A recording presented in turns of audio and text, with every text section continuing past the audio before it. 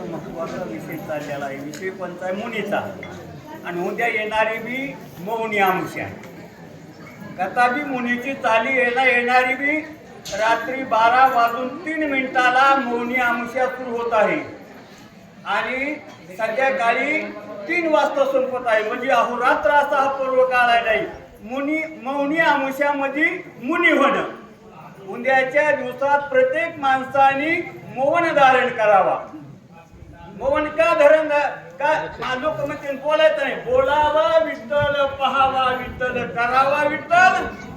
उद्याच्या युळभर मौनी आमुष्या आहे म्हणून प्रत्येक माणसाने उद्या युळभर बोलायचं, फक्त विठ्ठलच बोलायचा. तुम्ही म्हणता राम नाही काय.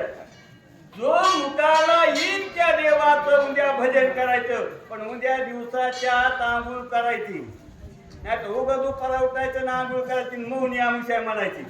जमणार नाही अशी मौनी आमुष्या. मौनी आमुष्यासाठी बरोबर चांगल्या प्रकारे सकाळी आपला सांगितलाय ब्रह्ममुहूर्त 5ला उठायचं, आंघोळ करायची. आता दिवस 7ला उगवतोय, 6ला उठलं तरी चालेल.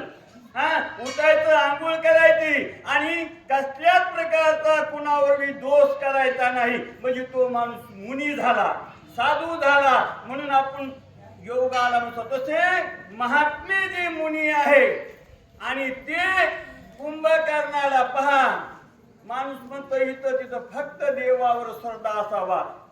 देव कोण? अरे कुंभकर्ण रानात शिकार करायला गेलाय आणि तिथं येऊन नारद मुनी भेटते. म्हणजे किती भाग्यवान आहे. लोक म्हणतात कस का भेटला? अरे जीवाचं कहर केलं, सर्व तपश्चर्या त्या ठिकाणी एक वत केली. तेव्हा हे तुमचं पुण्य सादरीवाल्याचे काय आहे? साधू संत येते घरातोची. खरोखर दिवाळी दसरा तुमचा आठवडा झाला. तुम्हाला न बोलता नारदासारखे किती ऋषी मुनी या गावात येऊन दर्शन देऊन जात असतात. पण काही अभागी लोक त्यांनी तर यायला बनत नाही. नाविलाज आहे त्याला. कारण का? असा हा पर्व काळ आहे, असा हा योग आहे आणि हा योग तुम्हाला घडत आहे. म्हणून नारदाला सांगू लागले तुझ्या भावानी अत्याचार केलाय आणि त्याला मारण्यासाठी स्वर्गाच्या ठिकाणी मीटिंग चालू आहे. आणि त्या मीटिंगमध्ये काय काय मी कुठून आलोय म्हणून सांगितलं बरं. त्यांनी कुठून आला फक्त सांगायचे काय? मी तिथून आलोय असे नारद मुनी कुणाला? कुंभकर्णाला बोलत आहे. पद्मनाम विष्णू विख्यात तो होय दशरथाचा सुत. राम लक्ष्मण शत्रुघ्न भरत व्याहुर चतुर पुरुष. आणि सांगितले आपण म्हणतोय पद्मनाभा नारायणा जगयापका जनार्दन. अशा प्रकारचा जो भगवान विष्णू आहे, ब्रह्मदेव आहे, भगवान शंकर आहे. आणि त्यांच्या पुढे सर्वजण घरानं सांगू लागले आले आहे. कोण? अशी ती बातमी नारद सांगतोय कुंभकर्ण. पण कुंभकर्ण रावणाला सांगतोय मला महादेव तुझं भविष्य आपलं कळालेलं आहे. तू जर रामाला देवाला विरोध करतील ना त्यावेळेस ती पांत होईल असं मला भविष्य कळालेलं आहे. ही वार्ता राजा रावणाला कुंभकर्ण बोलत आहे.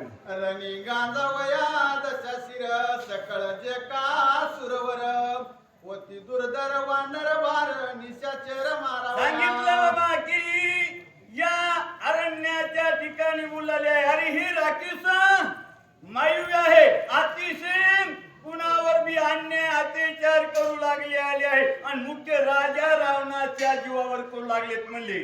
मग या राजा रावणाचा निपांत करण्यासाठी आणि काही गोष्ट करायची असली मीटिंग घ्यावं लागत असती. सत्ता घ्यायची असो किंवा बाजारला जायचं असो, कोणती असो, मीटिंग जर घेतली तरच काम येता सांग होते. नाही घेतलं तर होत नाही.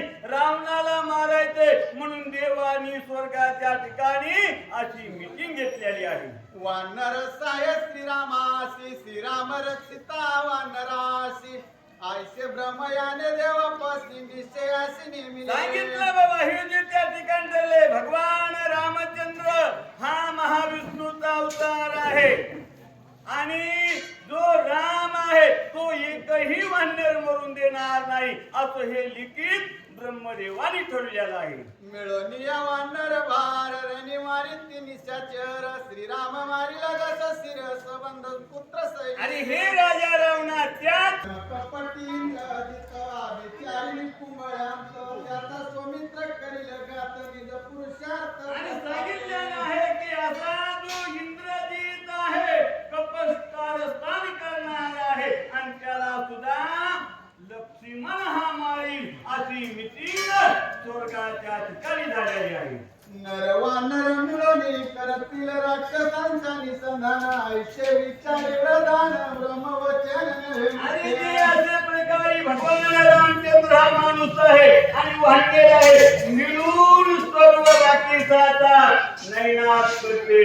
असं हे ब्रह्मदेवाचं वर्णन आहे. महाराजांनी आपल्याला सांगितलं आपण जात नाही म्हणजे महाराज कुठं माणूस काय म्हणतो म्हणजे आम्ही वडूनला गेलो आणि वडूनला गेलो वडवणी आली नाही तुम्ही वडूनला गेला. तशा प्रकारे जे मरण आहे या मरणाकडे आपण जाऊ लागलेलो आहे असा पूर्ण करणं राजा रामाला सांगत आहे. ब्रह्मदेव पुत्र झालेला आहे